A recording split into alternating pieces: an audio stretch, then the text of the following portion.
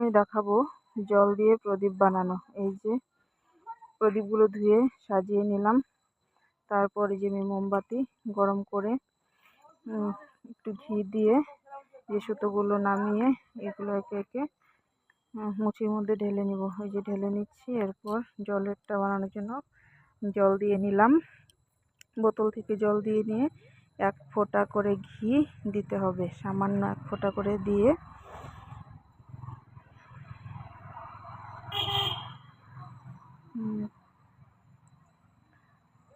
তারপর এগুলোতে তুলো দিয়ে দিতে হবে। যে তুলো দিয়ে নিলাম।